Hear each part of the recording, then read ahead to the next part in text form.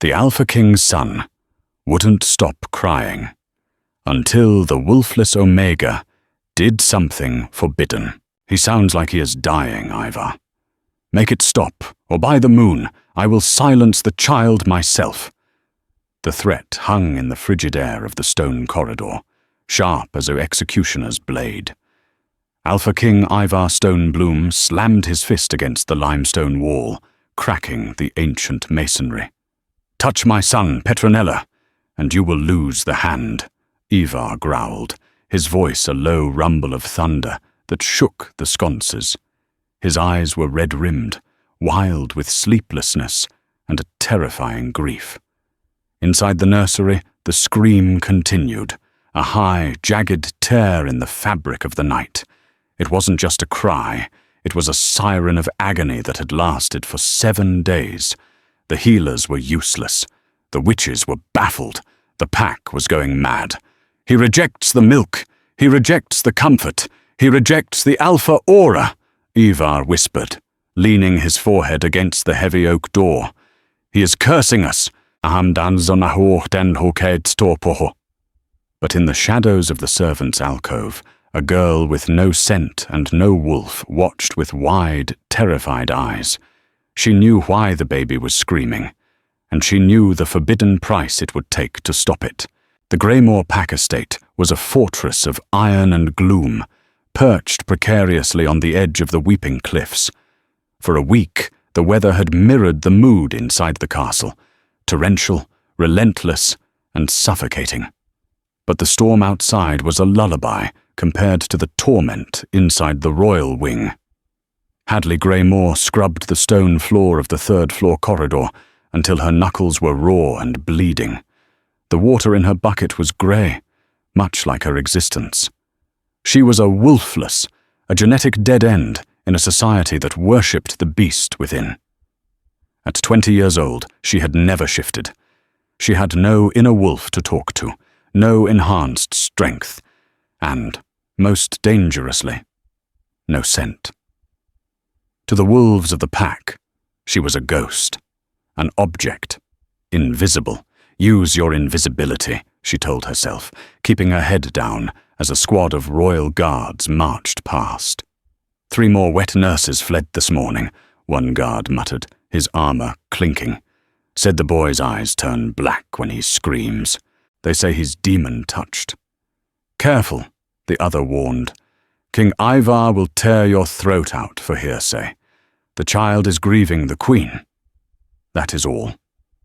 Hadley paused, her rag hovering over a stain. The queen had died in childbirth 7 days ago. Since that moment, the crown prince, a tiny scrap of life named Silas, had not slept. He screamed with a ferocity that shattered glass and drove wolves to the brink of frenzy.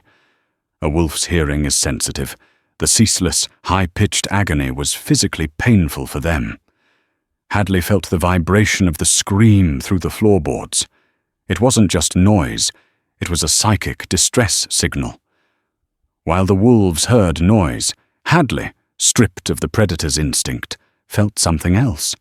She felt the baby's terror. It was a cold, slimy sensation that wrapped around her heart, pulling her toward the nursery. "You there, Wolfless!" Hadley flinched, scrambling to her feet. Jocelyn Hardwick, the head maid, loomed over her.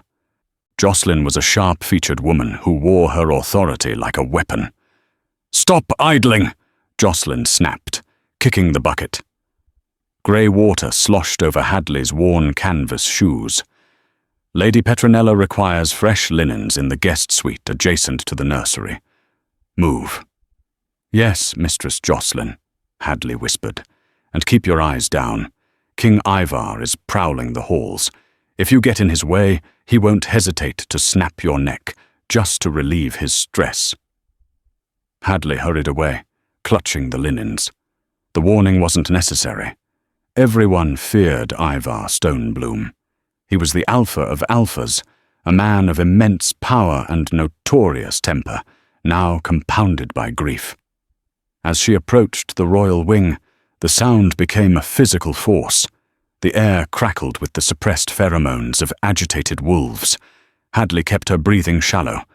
Being scentless was usually her only defense, but in this proximity to high-ranking wolves, even a heartbeat could betray her. The door to the nursery was slightly ajar. Hadley froze. She shouldn't look. It was forbidden for an Omega, especially a wolfless one, to gaze upon the air. But the cry, it shifted. It went from a scream of pain to a whimper of absolute, crushing loneliness.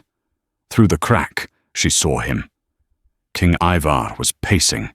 He was shirtless, his skin glistening with sweat, a map of scars traversing his broad back. He looked like a caged animal. In his arms, he held the bundle of silk that contained his son. "Please," Ivar rasped, his voice breaking. The mighty king, who had conquered the northern territories and slaughtered the rogue armies, sounded utterly defeated. He rocked the baby, his movements jerky and desperate. "Silas, please, just close your eyes. Just for a moment." The baby arched his back, letting out a shriek that made Ivar wince and bare his teeth. Not in aggression, but in a reflex of pain. "Give him to me, Ivar." Petronella Kingsfall stepped into the light. She was beautiful, with hair like spun gold and a scent of roses and ambition that Hadley could smell even from the hall. Petronella had been vying for the queen's spot before the late queen's body was even cold. "You are exhausted," Petronella cooed, reaching out. "You are pushing your alpha aggression onto him. He feels your rage. Let a woman handle it." Ivar pulled back, clutching the child tighter. "You held him an hour ago, Petronella. He bit you. He has no teeth, Ivar. He gummed you until you bled. He hates you," Ivar roared, the sudden volume making Hadley jump behind a tapestry. The baby screamed louder. "He hates everyone," Petronella shouted back, losing her composure. "He is broken, Ivar. The queen was weak, and she birthed a broken thing." Crash. Ivar had swept a heavy vase off a pedestal with a sweep of his arm. Silence rang in the room for a split second before the baby's wails filled it again. "Get out!" Ivar snarled, his eyes flashing the gold of his wolf. "Get out before I kill you!" Petronella fled, storming past Hadley's hiding spot with a face twisted in humiliation and rage. Ivar was alone again. He sank to his knees, collapsing under the weight of his crown and his curse. He buried his face in the blankets of the screaming child. "I don't know what to do," the king wept, the sound lost in his son's cries. "I don't know how to save you." Hadley's heart hammered against her ribs. She pressed her hand against her chest, feeling a strange warmth spreading from her fingertips. She knew what the baby needed. It wasn't milk. It wasn't an alpha's protection. It was the hum. But the hum was forbidden. It was a technique from the old world, practiced by the moon singers, women who were hunted to extinction 2 centuries ago. To use it was to admit to harboring the blood of witches. To use it was a death sentence. Hadley turned to run, to flee back to the safety of her buckets and rags. But the baby's cry hooked into her soul like a fishing line. It wasn't just a cry, it was a call. "Help me," it seemed to say. "I am drowning." Hadley Greymore looked at the trembling king and the dying prince. For the first time in her life, the invisible girl decided to step into the light. Night fell like a guillotine. The storm intensified, thunder rattling the window panes of the castle. The disruption was a blessing. The noise of the storm masked the creaking of the floorboards as Hadley moved. The castle was in a state of exhausted collapse. The guards at the end of the royal hall were slumped in chairs, earplugs jammed deep, dozing fitfully. The mental toll of the heir's screaming had drained the pack's energy reserves. Hadley wore her night shift, a thin, shapeless garment of rough cotton. Her bare feet made no sound on the cold stone. She was a shadow moving through shadows. She reached the nursery door. It was closed now. She placed her palm against the wood. The screaming had subsided to a jagged, gasping hyperventilation, the sound of a baby too exhausted to cry but too terrified to sleep. She pushed the door open.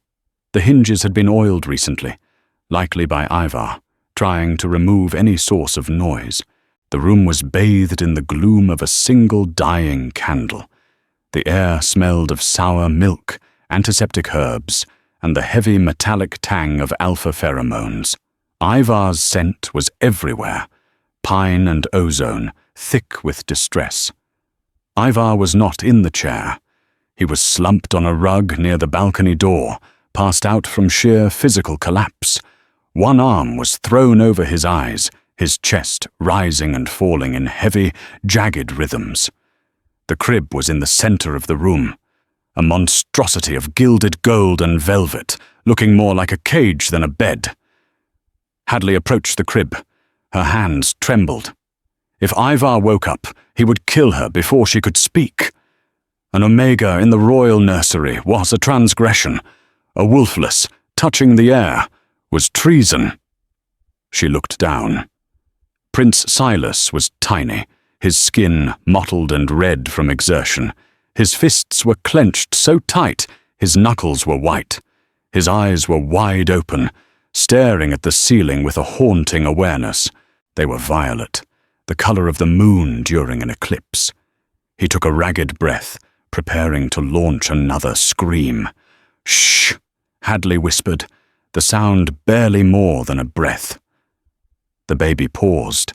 His eyes snapped to her. Most wolves ignored Hadley. Their eyes slid over her as if she were furniture. But Silas saw her, his gaze locked onto hers with an intensity that made her knees weak. "You aren't broken," she whispered to him, ignoring Petronella's words from earlier. "You are just loud. Your soul is too big for your body." Silas's chin quivered. The scream was building in his chest. Hadley closed her eyes. She reached deep inside herself, past the emptiness where a wolf should be, into the strange, warm well of energy she had suppressed since childhood. Her grandmother had taught her the hum before she was executed. "It is not magic, Hadley," she had said.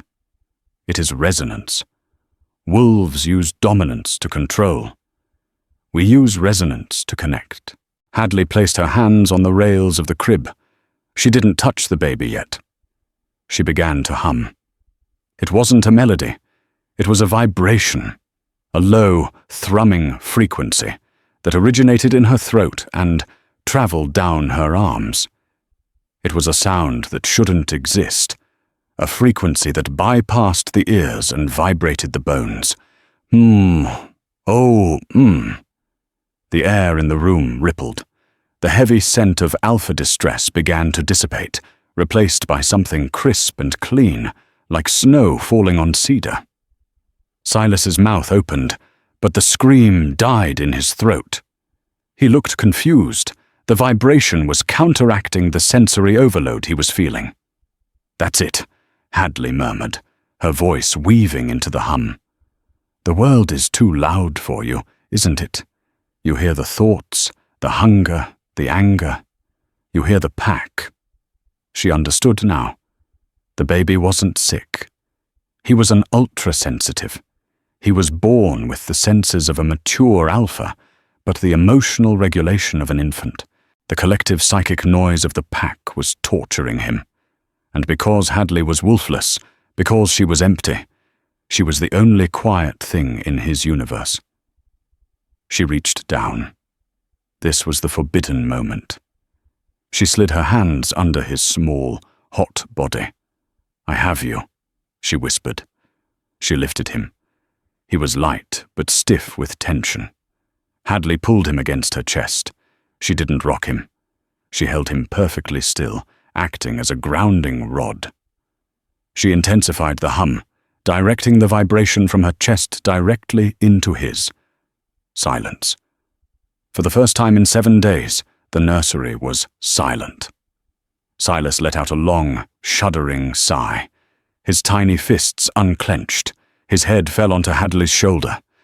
The connection was instant and electric.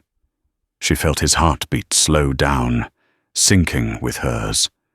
She felt the jagged edges of his pain smoothing out.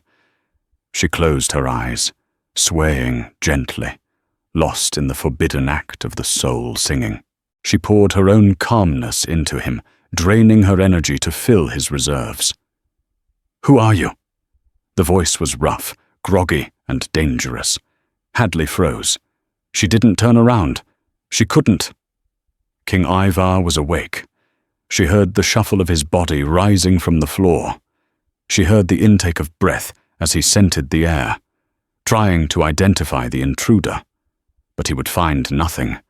No wolf, no rank, just the smell of laundry soap and rain. "I said," Ivar growled, stepping closer, the floorboards groaning under his weight. "Put my son down." Hadley turned slowly, clutching the sleeping prince to her chest. She kept her head bowed, her hair falling like a curtain over her face. "He is sleeping, Your Majesty," she whispered, her voice trembling. Ivar stopped 3 feet away. He loomed over her, a mountain of muscle and shadow. He looked at the bundle in her arms. He looked at the face of his son. Peaceful, slack-jawed, deeply asleep. Ivar's aggression faltered.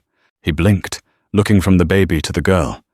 He tried to smell her fear, but even her fear was mute to him, without a wolf to amplify it. "How?" Ivar breathed. "The healers, the witches. No one could." "He needed silence, my king," Hadley said, risking a glance at his feet. "The pack is too loud for him." Ivar took a step closer. His hand reached out, large and scarred, hovering over the baby's head. He didn't touch his son. He touched Hadley's arm. His fingers were scorching hot against her cool skin. He gripped her bicep, not painfully, but possessively. He was testing her reality. "Look at me," Hadley swallowed. She slowly lifted her chin. Ivar Stonebloom stared into the face of the girl who scrubbed his floors. He saw large, grey eyes, a smudge of dirt on her cheek, and a mouth bitten red from anxiety. He saw a nobody, a nothing, and yet his son was sleeping in her arms. "You are the Wolfless," he said, recognition dawning. "The Greymore runt." "Yes, Alpha." "You did something," he accused, his eyes narrowing. "The air. It felt different." "What did you do?" Hadley's heart stopped. If she admitted to the hum, he would execute her for witchcraft. "I just held him, my lord," she lied. I have no wolf. Perhaps my emptiness soothed him. I am a void to his senses." It was a clever lie, a plausible one. Ivar studied her face, searching for deceit. His golden eyes bored into hers. For a moment, the tension was sexual, dangerous, and confusing. He was a king, half naked in the dark with a servant girl, bonded by the miracle of a sleeping child. "Do not move," Ivar ordered. He turned and walked to the door, locking it. Hadley clutched Silas tighter. "My king?" "He wakes the moment he is put down," Ivar said, his voice ragged. He walked back to her. "You will hold him. You will not leave this spot. If he wakes up, if he cries." He paused, his face softening into something like awe as he looked at his son. "If you keep him quiet, Greymore, I will give you anything you ask for." He pointed to the rocking chair. "Sit." Hadley sat. The King of the North pulled the heavy velvet armchair close to her, sitting directly in front of her, his knees almost touching hers. He watched her like a hawk watching a mouse. "Sleep, Silas," Ivar whispered to the baby. Then he looked at Hadley. "Don't stop whatever you are doing." And under the intense, predatory gaze of the Alpha King, Hadley held the forbidden child, terrified that at any moment the morning sun would reveal her crime. Morning brought a cold, grey light that filtered through the heavy velvet curtains, illuminating the tableau in the nursery. Hadley's arms were burning with cramps. She hadn't moved in 6 hours. Silas was still asleep, a heavy, warm weight against her chest. Opposite her, King Ivar was awake. He hadn't slept either. He had spent the entire night watching her, his golden eyes tracking every micro-expression on her face. The silence in the castle was heavy, almost oppressive. The pack outside was waking up, realizing with shock that the screaming had stopped. Ivar leaned forward, his elbows on his knees. He has not slept this long since birth. He was exhausted, my lord, Hadley whispered, her voice hoarse. You are trembling. My arms, they are stiff. Ivar stood up. For a second, Hadley thought he would take the baby. Instead, he walked to the side table, poured a glass of water, and brought it to her. Drink. It was a command, but the gesture was shockingly domestic. A king serving a wolfless. Hadley shifted the baby carefully and took the glass. Her fingers brushed his. A spark, sharp and static, snapped between them. Ivar pulled his hand back as if burned.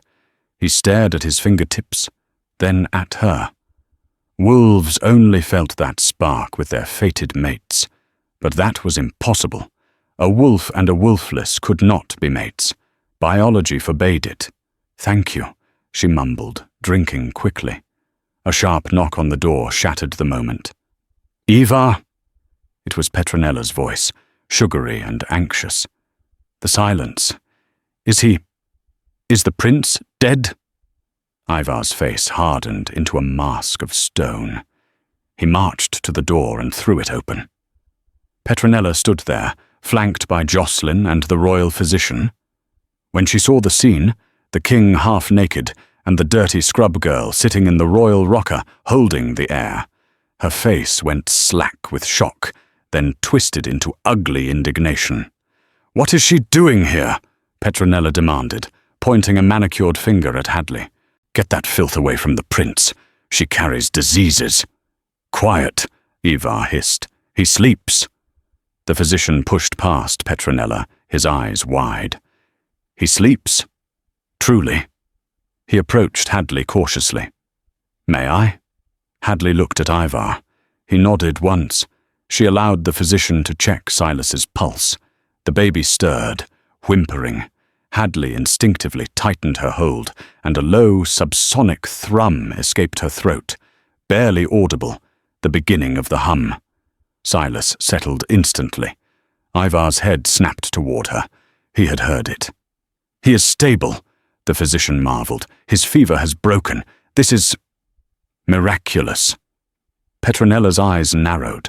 She saw the way Ivar was looking at Hadley, not with disgust, but with a terrifying intensity. She sensed the threat immediately. She has clearly drugged him, Petronella spat. Look at her. She's a cleaner. She probably suffocated him with fumes to shut him up. I did not, Hadley cried out, forgetting her place. Silas jerked awake at the shout. His violet eyes flew open. He looked at Petronella, saw the bright, sharp jaggedness of her aura, and opened his mouth. The scream returned. It was instantaneous and piercing. Silas thrashed in Hadley's arms, reaching for the safety of the void, but the chaos of the room was too much. Give him to me! Petronella lunged forward, snatching the baby from Hadley's exhausted arms. No! Ivar shouted. But Petronella had him. She pulled Silas against her silk dress. Shh, Prince. The dirty girl is gone. Auntie Nella is here. Silas went nuclear. He bit Petronella's collarbone, drawing blood, and shrieked with a demonic intensity that shattered the water glass on the table. Petronella dropped him. It happened in slow motion. The baby slipped from her silk-clad arms. Hadley didn't think. She didn't calculate. She moved with a speed that shouldn't have been possible for a human. She dove, her body hitting the hard floor, sliding under the falling child. Silas landed on her chest with a heavy thud. Hadley gasped as her ribs bruised, but she curled around him instantly, shielding him from the floor. "Out!" Ivar's voice was a weapon of mass destruction. He didn't shift, but his partial transformation rippled over him, claws extending, canines lengthening. "Get out, all of you!" Petronella scrambled back, clutching her bleeding shoulder. "Ivar, leave!" The room cleared in seconds. Only Hadley remained on the floor, clutching the screaming baby. She sat up, rocking him, humming the forbidden song openly now, desperate to calm him. "Shh, little star. Shh. I'm here." It took longer this time, but slowly, the jagged screams smoothed into sobbing hiccups. Silas buried his face in her neck, inhaling the scent of laundry soap and peace. Ivar stood over them. He was breathing hard, his chest heaving. He looked at Petronella's blood on the floor, then at Hadley. He knelt down on one knee. He reached out and tilted Hadley's chin up. His claws were still extended, sharp points resting against the fragile skin of her throat. "You moved faster than a human," Ivar said softly, dangerously. "And that sound, that hum." Hadley trembled. "My lord." "Do not lie to me, Hadley Greymore," Ivar whispered, his eyes searching her soul. "You are not just Wolfless, are you?" He leaned in, inhaling deeply at the curve of her neck where the baby rested. "You smell like nothing," he murmured, "but you taste like magic." Hadley held her breath. The secret was unraveling. "The baby needs a nurse," Ivar said abruptly, standing up and retracting his claws. He turned his back on her, walking to the window to look out at the storm. "You are no longer a cleaner. You are the royal nanny." Hadley blinked. "My king?" "But be warned," Ivar said, his reflection in the glass, staring back at her with dark promise. "If I find out you are using witchcraft, if I find out you are cursing him to make yourself necessary, I will not execute you." He turned around, his face a mask of beautiful, terrifying obsession. "I will lock you in this tower and keep you for myself until I break every secret out of you." Hadley looked down at Silas. The baby slept, clutching a lock of her hair in his fist. She had saved him, but in doing so, she had walked willingly into the wolf's den. "Yes, my king," she whispered. Ivar watched her, a predator who had finally found prey worth hunting. The royal nursery had become a golden cage, and Hadley Greymore was its willing prisoner. 3 days had passed since Ivar had promoted her from invisible cleaner to the most heavily guarded woman in the kingdom. The transition was jarring. She had gone from sleeping on a straw pallet in the servants' quarters to occupying a plush velvet chaise lounge at the foot of the prince's crib. But luxury had a price. Hadley sat by the window, the morning light illuminating the dark circles under her eyes. She was exhausted. Not the physical exhaustion of scrubbing floors, but a deep, marrow-sucking fatigue that made her bones ache. The hum was not free. Every time Silas whimpered, every time the black terror rose in his violet eyes, Hadley had to pour her own life force into him. She acted as a filter, absorbing his pain and replacing it with her own energy. The baby was thriving. His cheeks were pink. He was eating, and he slept for 4 hours at a stretch. Hadley, however, was fading. "You haven't eaten." Hadley jumped, nearly dropping the linen cloth she was folding. King Ivar stood in the doorway. He didn't knock anymore. He came and went like a ghost, always watching, always assessing. He walked into the room, carrying a silver tray himself.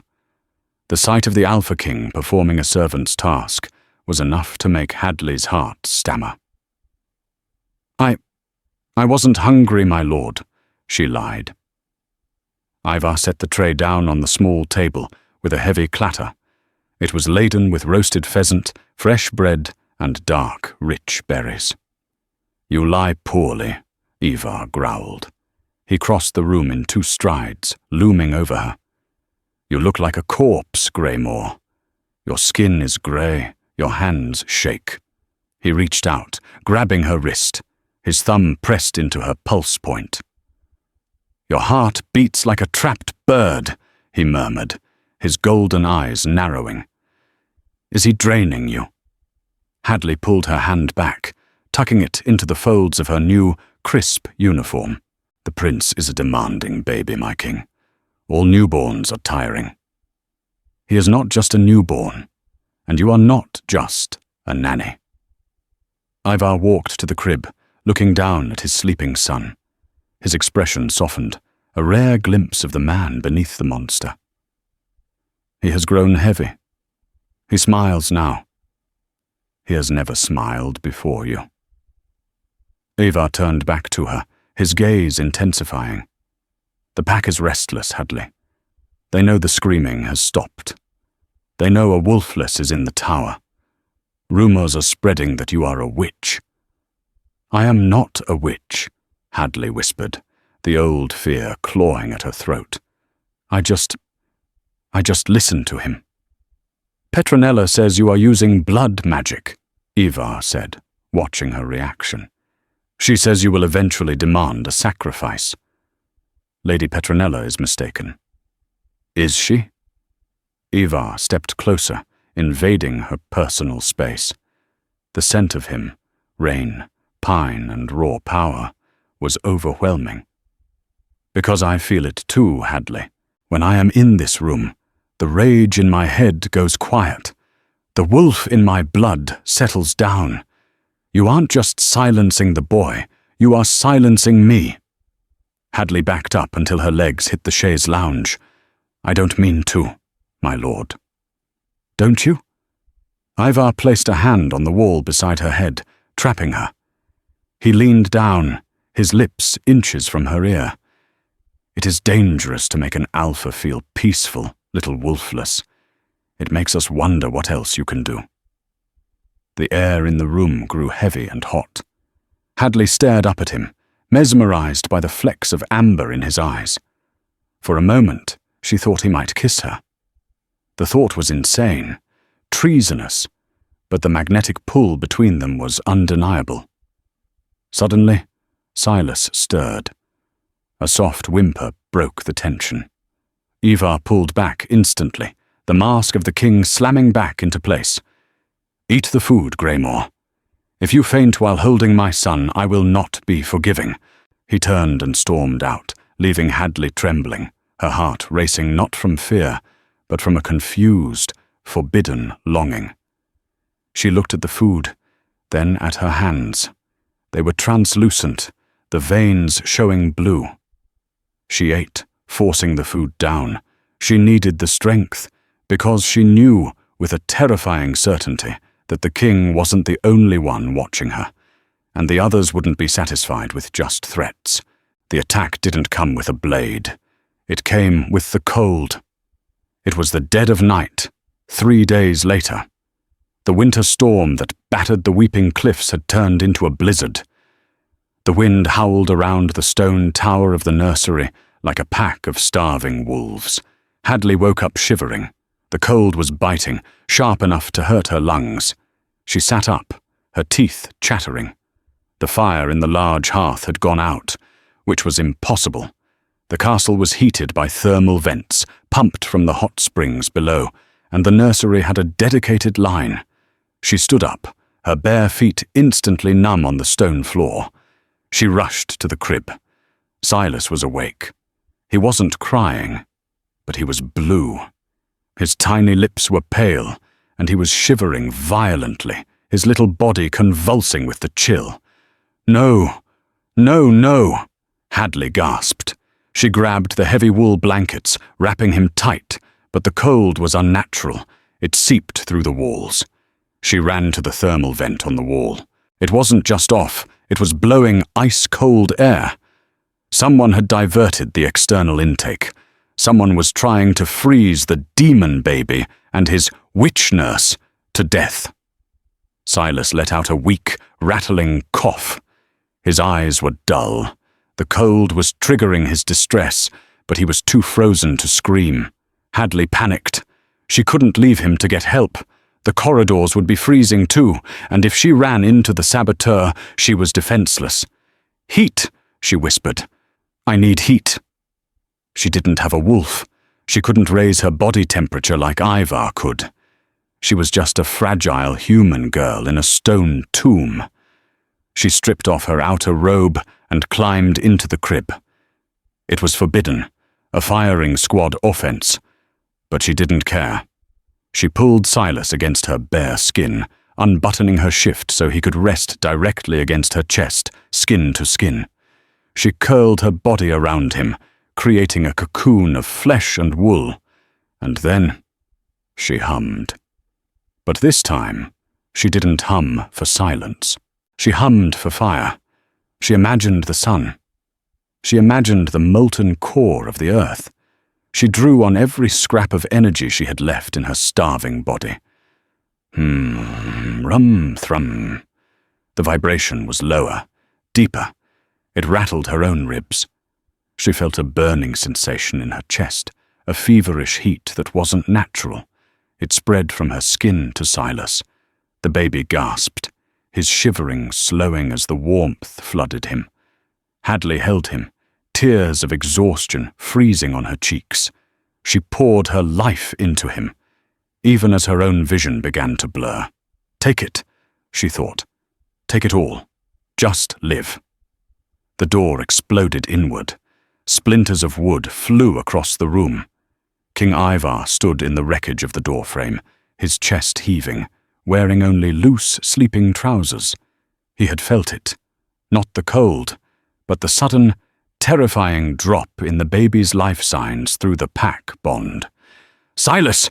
he roared. He rushed to the crib, his hands glowing with alpha energy, ready to fight an intruder. What he saw stopped him dead. The room was a freezer. His breath came out in white clouds, and inside the crib, the wolfless girl was curled around his son, her skin marble pale, her lips blue, shivering so violently her teeth cracked. But the baby in her arms was pink and sleeping. "Hadley!" Ivar breathed. He didn't check the room for enemies. He didn't check the vents. He vaulted into the crib.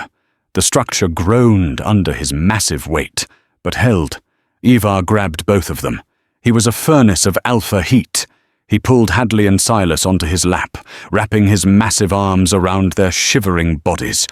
"You're freezing," he snarled, his voice thick with panic. "Why didn't you call? Why didn't you scream?" "The vent," Hadley stammered, her eyes rolling back. "Blocked. Someone—" Ivar looked at the vent, smelling the distinct, metallic scent of tampering. He smelled something else, too, the faint, lingering perfume of roses. "Petronella," a growl ripped from his chest, so deep and feral it shook the foundations of the room. "I will kill them," Ivar vowed, pulling Hadley tighter against his chest, sandwiching Silas between them. "I will mount their heads on the gate." He looked down at Hadley. She was losing consciousness. The cold had taken too much, and the hum had taken the rest. "Stay with me," Ivar commanded, shaking her slightly. "That is an order, Greymoor. Do not close your eyes." "So, tired," she whispered. Ivar did something then that no alpha had done for a wolfless in history. He bit his own wrist, drawing blood, and pressed it to her lips. "Drink," he ordered. "Alpha blood heals. Drink it." Hadley hesitated, delirious. But the scent of the blood was intoxicating. Copper and power. She licked the wound. The moment her tongue touched his blood, a shockwave blasted through the room. It wasn't just heat, it was light. A golden pulse erupted from Ivar's skin, blinding and warm. Hadley gasped, arching her back as energy, pure, raw, dominant energy, flooded her veins. Silas woke up, cooing at the light. Ivar froze. He stared at Hadley, his eyes wide with shock. His blood shouldn't have done that. It should have just healed her. It shouldn't have connected them. He looked at the mark on his wrist where she had drunk. It was already healing, but the skin around it was glowing faintly. "What are you?" Ivar whispered, fear and awe warring in his voice. Hadley didn't answer. She had passed out, warm and safe in the arms of the beast, with the taste of the king on her lips. The aftermath of the frost night changed everything. The next morning, 3 guards and a maintenance worker were publicly flogged for negligence. Jocelyn Hardwick was demoted to the scullery, stripping her of her power, though Petronella remained untouched, too high-born to execute without concrete proof. But the message was clear. The nursery was now a fortress within a fortress, but the biggest change was inside the room. King Ivar had moved his desk into the nursery. He sat there now, signing documents, his broad back to the window. He refused to leave Silas. And more disturbingly, he refused to leave Hadley. Hadley sat in the rocking chair, feeding Silas a bottle. She felt different since ingesting the alpha blood. Her senses were sharper. She could smell the ink on Ivar's quill across the room. She could hear the heartbeat of the guard outside the door. And she could feel Ivar. It wasn't just fear anymore. It was a constant, low-level thrum in her belly. When he was angry, she felt hot. When he was tired, she felt heavy. "Stop staring at my back, Greymore," Ivar said, not turning around. Hadley flushed. "I wasn't staring, my lord. I was thinking." Ivar turned in his chair. He looked tired but alert. He wore a simple black tunic, his hair tied back. He looked less like a king and more like a warrior on watch. "Thinking about what?" "About why you are still here," Hadley said bravely. "The vent is fixed. The guards are doubled. You have a kingdom to run." Ivar stood up and walked over to her. He moved with a predatory grace that always made her breath hitch. He stopped in front of the chair, looking down at Silas, who was happily gulping his milk. "I don't trust them," Ivar said quietly. "Petronella, the council. They think Silas is weak because he cries. They think I am weak because I mourn." He paused, his gaze shifting to Hadley's face. "And they think you are a vulnerability." "I am a nobody," Hadley said. "You are the only thing keeping the air alive," Ivar corrected. "That makes you the most valuable asset in the north." He reached out, his fingers brushing a stray lock of hair from her forehead. His touch was electric. Hadley flinched, not from pain, but from the jolt of pleasure that zipped down her spine. Ivar felt it too. His hand froze. His pupils dilated, swallowing the gold iris. "You felt that," he accused softly. "Static," Hadley whispered, her voice trembling. "From the rug." "Liar." Ivar leaned in, bracing his hands on the arms of the rocking chair, trapping her.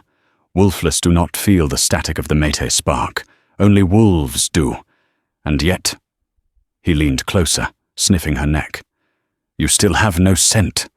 You are a paradox, Hadley. A blank page that screams." "Please, my king," Hadley begged, Silas shifting in her arms. "You are too close." "Not close enough," Ivar muttered, his voice dropping to a growl. "Since you drank my blood, I can't think, I can't sleep. All I hear is your heartbeat. It's driving me mad." He was losing control. The alpha instinct to claim, to possess, was warring with his logic. She was a wolfless servant. She couldn't be his mate. It was biological heresy. Suddenly, the door swung open. "Your Majesty!" It was the captain of the guard. He stopped, his face pale, as he took in the intimate scene, the king looming over the nanny. Ivar straightened up slowly, his face a mask of cold fury at the interruption. "This had better be an invasion, Captain." "Worse, sire," the captain said, bowing low. "The Council of Elders is here. They are demanding to see the prince. They want proof that he is stable. Ivar went still. They want to inspect him. They have invoked the blood moon rite. If the prince is found to be defective or cursed, they have the legal right to challenge his succession. The captain hesitated, and they brought a truth-sayer. Hadley's blood turned to ice. A truth-sayer, a witch employed by the council who could smell lies and detect magic. If the truth-sayer came into this room, she would sense the residual energy of the hum. She would know Hadley was using forbidden resonance. She would know Hadley was a moon singer. Ivar looked at Hadley. He saw the terror in her eyes. He didn't know the full truth, but he knew she was hiding something that would get her killed. "Tell them," Ivar said, his voice hard as steel, "that I will present my son in the Great Hall in 1 hour." "My lord," Hadley squeaked. "He will scream. The noise of the hall. The crowd." "He will not scream," Ivar said, turning to her. He grabbed her hand, pulling her to her feet. Silas nestled between them. "Because you are coming with us." "Me? I cannot be seen with you. I am a servant." "You are the royal nanny," Ivar said, his grip tightening on her hand. "You will stand beside me. You will hold him, and you will do whatever that voodoo trick is that you do to keep him quiet." "But the truth-sayer," Hadley whispered. Ivar looked her dead in the eye. "Let me worry about the witch. You just keep my son from condemning us both." He released her hand. "Get dressed, Greymore. Put on the velvet gown Petronella sent you as a mockery. Wear it like armor." Ivar walked to the door, pausing at the threshold. "Tonight, we do not hide," the Alpha King declared. "Tonight, we hunt." Hadley stood in the center of the nursery, clutching the baby. The golden cage had just been unlocked, but outside, the wolves were waiting to tear them apart. The great hall of the northern citadel was a cavern of stone and judgment. Hundreds of torches flickered against the walls, casting long, dancing shadows that looked too much like wolves waiting to strike. The air was thick with the scent of pine, musk, and rain, the overwhelming pheromones of the entire pack leadership gathered in one room. Hadley Greymore walked beside the king, her legs trembling beneath the heavy midnight blue velvet gown Petronella had sent. It was meant to mock her, a queenly dress on a servant girl, but as Ivar had predicted, it served as armor. Ivar walked with a lethal grace, one hand resting on the hilt of his sword, the other arm cradling Prince Silas. The baby was awake, his violet eyes darting around the room, widening as the wall of noise hit him. Too loud, Hadley thought, feeling the psychic pressure. It's too loud for him. She stepped closer to Ivar, risking a breach of protocol. She let her shoulder brush his arm. It was a subtle signal, but Ivar felt it. He stiffened, then leaned slightly toward her, allowing their auras to overlap. "Steady," Ivar murmured, his voice a low rumble only she could hear. "Do not look at their feet. Look them in the eye." At the center of the hall, on a raised dais, sat the Council of Elders, and standing before them was the Truth-sayer. She was an ancient woman, bent double with age, her eyes milky white and blind. She was a witch of the old code, sanctioned by the crown to sniff out deceit. Her name was Magda, and she smelled like dried lavender and grave dirt. "King Ivar," Magda rasped, her voice carrying through the silent hall. "You bring the heir, and the Wolfless." "I bring my son and his caretaker," Ivar corrected, his voice echoing off the vaulted ceiling. "The council demanded proof of his sanity. Here he is." Ivar stepped forward. Silas whimpered. The collective gaze of 500 wolves was a heavy weight. "He's quiet," Petronella's voice cut through the tension. She stood near the front, dressed in crimson, looking like a bloodstain against the grey stone. Suspiciously quiet. Perhaps he is drugged. Let the truth-sayer decide, Ivar challenged. Magda hobbled forward. She didn't reach for the baby. She reached for Hadley. Hadley froze as the old woman's withered hand gripped her wrist. Magda's blind eyes seemed to stare right through Hadley's skin, into the empty space where a wolf should be. "You have no scent," Magda whispered, sniffing the air. "You are a vessel of emptiness." "She is a nobody," Petronella scoffed. "Silence!" Magda snapped. She turned her attention to Silas. She placed a hand on the baby's forehead. Silas tensed. He opened his mouth. The scream began to build. That familiar, glass-shattering intake of breath. The crowd flinched. Petronella smirked. No, Hadley thought. Not now. Hadley didn't hum out loud. It would be suicide in this room. Instead, she projected. She visualized the vibration. She remembered the feeling of Ivar's blood, the golden light. She reached out with her mind, wrapping an invisible blanket of silence around Silas. "I am here. You are safe. The noise is just wind." The connection snapped into place. It was stronger than before. Silas felt her presence. He exhaled, the scream dying into a soft sigh. He reached out and grabbed Magda's finger. The truth-sayer gasped. She jerked her hand back as if burned. "What is this?" Magda hissed. She turned her blind face toward Hadley, then back to Ivar. "This child, he is not cursed." "Then what is he?" an elder demanded. "He is an apex," Magda announced, her voice shaking. "He hears the thoughts of the pack. He feels the pain of the earth. He is not crying because he is weak. He is crying because he is the strongest thing that has ever been born to this line." A murmur of shock rippled through the hall. An apex, the legendary rank above alpha. "And the girl?" Petronella shouted, losing her composure. "Why does she silence him?" Magda paused. She leaned in close to Hadley, her milky eyes widening. She smelled the truth. She smelled the hum. She knew Hadley was a moon singer, a descendant of the banned witches. Hadley held her breath, waiting for the execution order. Magda smiled, revealing a row of iron teeth. "She is his anchor," Magda lied, or perhaps it was a half-truth. The Wolfless are void of noise. To an apex child who hears everything, she is the only quiet place in the world. She is not a witch. She is a necessity. Ivar exhaled, a sound of immense relief. "You heard the truth-sayer," Ivar boomed, turning to the crowd. "My son is an apex. The nanny remains."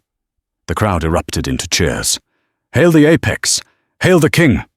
Ivar turned to leave, his hand finding the small of Hadley's back, guiding her away. But as they passed Petronella, Hadley saw the look in the woman's eyes. It wasn't defeat. It was the cold, calculating look of a predator who realized she couldn't win by the rules anymore. "Tonight," Ivar whispered to Hadley as they exited the hall, "we celebrate. But tomorrow, we purge the court." He didn't know that tomorrow would be too late. The celebration in the castle was raucous, but the royal nursery was quiet. Ivar had dismissed the guards to the corridor, wanting a moment of peace with his son. The fire crackled in the hearth. Silas was asleep in his crib, finally peaceful without Hadley's constant intervention. The public claiming of his power seemed to have settled his spirit. Hadley stood by the balcony, watching the snow fall. The adrenaline of the great hall was fading, leaving her trembling. "You were brave today," Ivar said. He was standing right behind her. She hadn't heard him approach. "I was terrified," Hadley admitted, turning to face him. "That is what makes it bravery," Ivar said softly. He reached out, tracing the line of her jaw with his thumb. "Magda knows what you are, Hadley. I saw the look on her face. You are a moon singer. Hadley flinched, pulling back. My lord, I don't care, Ivar interrupted, grabbing her waist and pulling her flush against him. I don't care if you are a witch. I don't care if you are a ghost. You saved him. You saved me. He lowered his head, his nose brushing hers.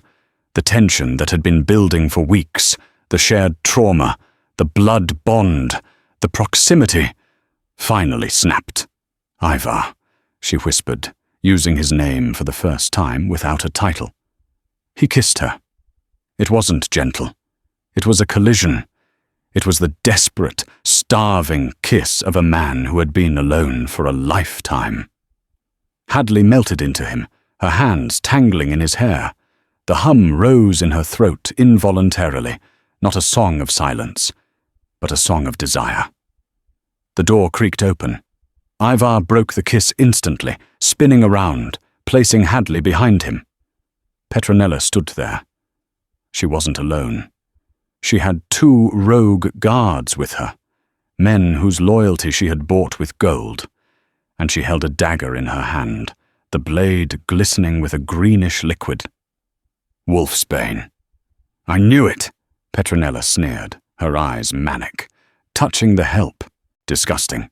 Petronella, Ivar growled, his voice dropping into the alpha register. Drop the weapon, and I will let you live in exile. Exile? Petronella laughed, a high, brittle sound. I am a king's fall. I was meant to be queen. If I cannot have the crown, I will take the heir. She signaled the guards. Kill the alpha. I will take the baby. The 2 rogue guards shifted. Bones cracked, fur sprouted, and 2 massive grey wolves lunged at Ivar. Protect Silas! Ivar roared, shoving Hadley toward the crib. The room erupted into violence. Ivar shifted mid-air, a massive golden wolf exploding from his human form. He collided with the 2 greys, a whirlwind of teeth and claws. Furniture shattered. The sound of snarling filled the room. Hadley scrambled to the crib. Silas was awake and screaming, the noise piercing the chaos. Petronella didn't fight the wolves. She ran for Hadley. You little rat! Petronella hissed, lunging with the dagger. Hadley dodged, the blade slicing the sleeve of her velvet dress. She backed up against the crib, shielding Silas with her body. She had no weapon, she had no wolf, but she had the hum. Petronella raised the dagger for a killing blow. Die, witch! Hadley looked Petronella in the eye. She didn't try to soothe. She didn't try to calm. She reached into the deepest, darkest part of her resonance, the part that could shatter glass. She opened her mouth and let out a scream that wasn't a scream. It was a concentrated blast of sonic vibration. Scream! The sound hit Petronella like a physical punch. The woman dropped the dagger, clutching her ears, blood trickling from her nose.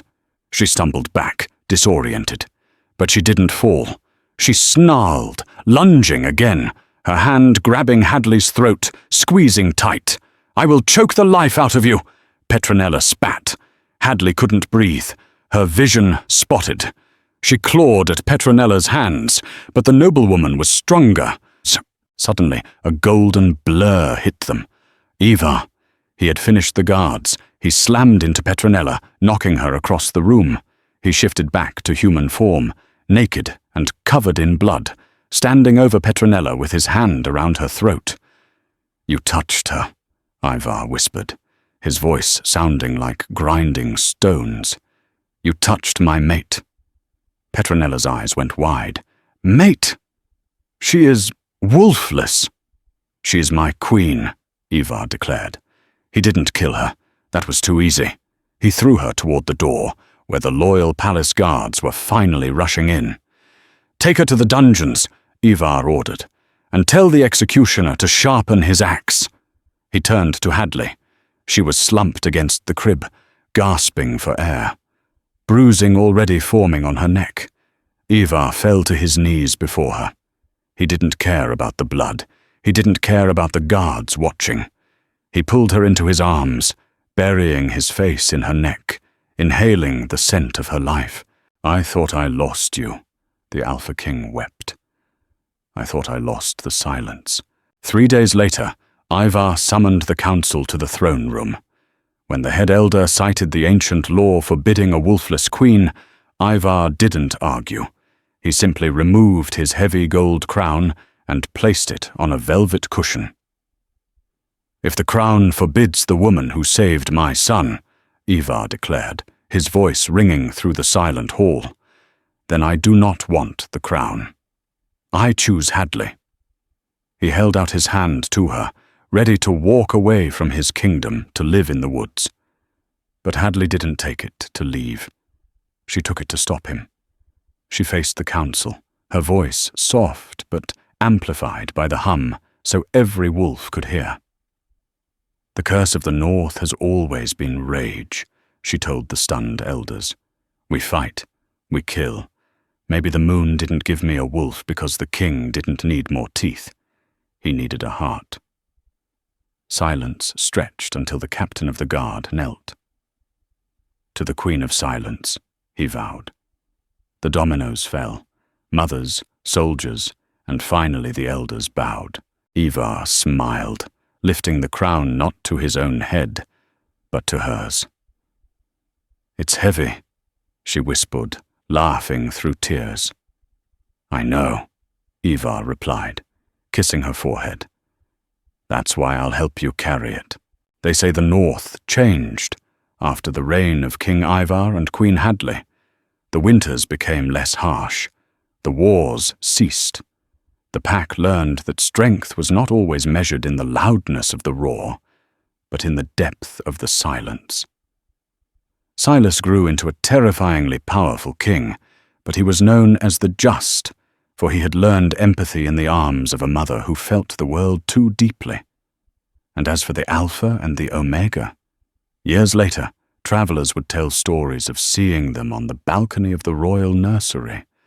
A grey-haired king holding a woman who never aged, humming a melody that made the snow stop falling and the flowers bloom in the dead of winter.